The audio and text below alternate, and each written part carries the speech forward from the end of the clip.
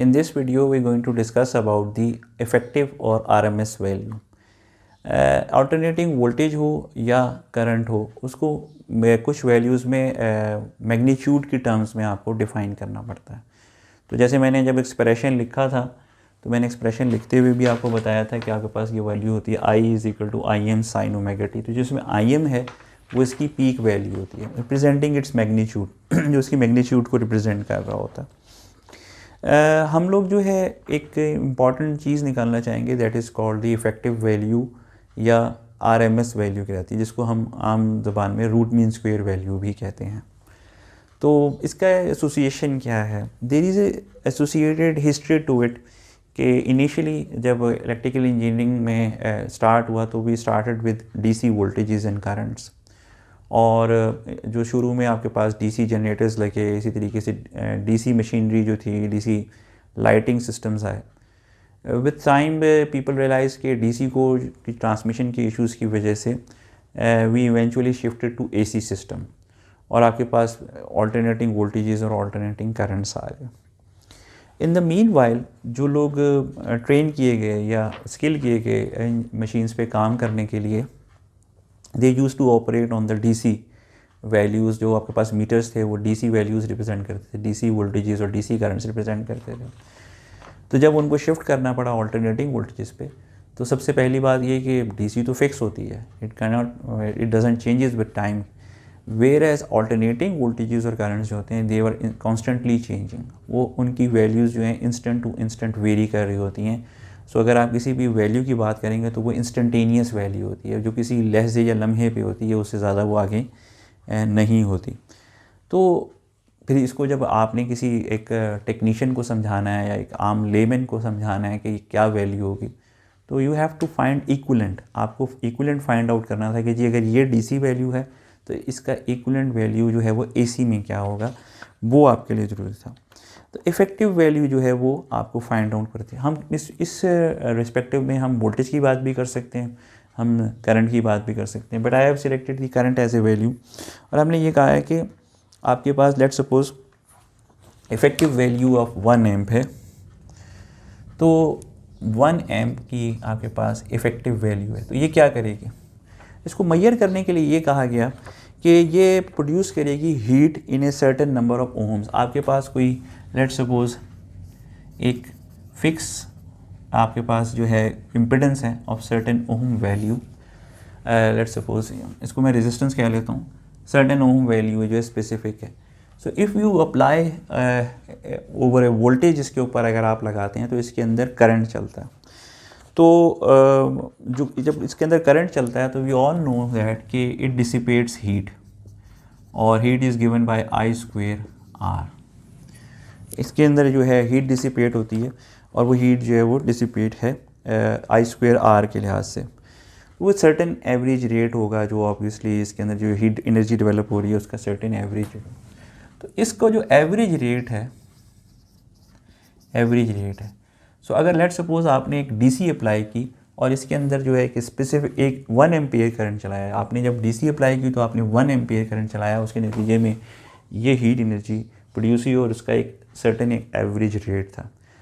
अगर हम AC apply करें, AC सिग्नल अप्लाई करें और वो हमें 1 एम्पियर करंट हम चलाएं for certain amount of time and it gives the exactly the same average rate. याद रखिएगा जो सबसे इंपॉर्टेंट चीज़ है वो क्या है? Same average rate. So same average rate अगर हमें देते हैं then it will call be the effective value. यानी वो जो होगी, जब ये जो आपके पास AC वैल्यू है इक्विवेलेंट होगी टू द DC वैल्यू, यानी सेम हीट एनर्जी प्रोड्यूस करेगी. अब इसमें मेजरिंग जो हो रही है या इन दोनों को जो स्केल किया जा रहा है वो in respect to heat energy I²R इसके रिस्पेक्टिवली कर रहा है, और सेम एवरेज रेट प्रोड्यूस हो रहा है. जो आपका DC में प्रोड्यूस हो रहा था वो ऑल्टरनेटिंग करंट के साथ प्रोड्यूस हो रहा है. तो then it will be call the 1 ampere RMS value. ठीक है, ये इसका जो है स्पेसिफिक नेम जो है वो रखा गया, और ये फिर कॉमनली यूज़ लेगी. अब अगर आप एक लेमन के लिहाज से देखें तो वो जब मीटर पड़ रहा होगा तो वहाँ पर भी 1 एम्पियर ही आ रहा होगा. ठीक है, और वो यही कहेगा कि जी this will be the value, और हम उसको एज ए इफेक्टिव वैल्यू लेते हैं. वो वैल्यू जो होती है वो इक्वलेंट होती है 1 एम्पेयर DC के। तो आपके पास 1 एम्पेयर AC आ रही होती है because it produces the same amount of heat energy at the same average rate. ये बड़ा इसमें इंपॉर्टेंट होता है। बहुत सारे लोग इसके साथ जो है ना समझने में जो है वो डिफ़िकल्टीज़ का शिकार हो जाते हैं। तो इसको सिंपल अगर समझना चाहें तो आप यही समझें कि आपके पास एक रेजिस्टेंस है जो ऑब्वियसली फिक्स ओम वैल्यू का होगा, वो AC के केस में भी और DC के केस में भी। उसमें से अगर आप लेट सपोज 1 एम्पेयर DC पास करते हैं तो उसमें किसी एवरेज रेट के ऊपर जो है वो हीट एनर्जी डिसिपेट हो रही होगी। At the same average rate आपके पास वही सेम हीट एनर्जी डिसिपेट होती है अगर आप उससे 1 एम्पेयर ऑल्टरनेटिंग करंट पास करते हैं। तो ये जो है आपके पास ये जो होगा 1 एम्पेयर इफेक्टिव वैल्यू हो जाएगी आपकी AC सिग्नल की। तो ये इसका इम्पॉर्टेंट था। और बहुत जो है इसमें मिक्सअप होता है लोगों को, बहुत सारी इसमें चीज़ें होती हैं।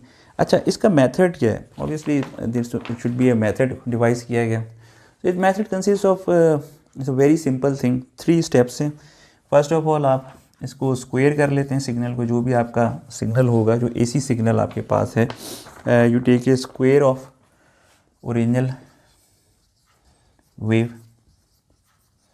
सेकंड, आप एवरेज ऑफ स्क्वायर्ड वेव की लेते हैं, आप स्क्वायर्ड वेव की एवरेज ले लेते हैं। And third, you take square root of the average value.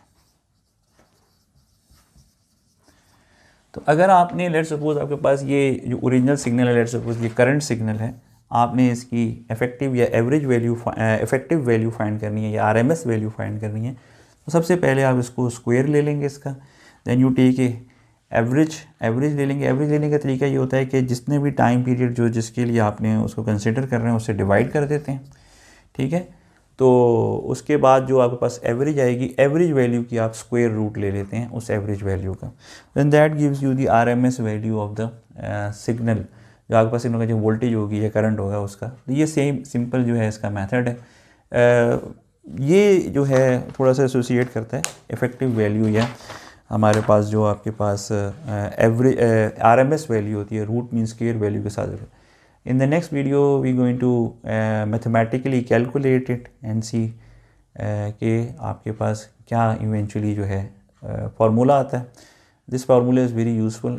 ना सिर्फ ये कि ऑल्टरनेटिंग सिग्नल्स जो साइनोसाइडल आपके पास नेचर के होते हैं उसमें यूज़ किया जा सकता है, और this formula can also be use for other alternating signal like square wave और ट्राइंगुलर वेव के लिए भी यूज़ किया जा सकता है। तो हम एक जनरल एक्सप्रेशन फाइंड करेंगे and that will be going to be very helpful in our further studies. Thank you.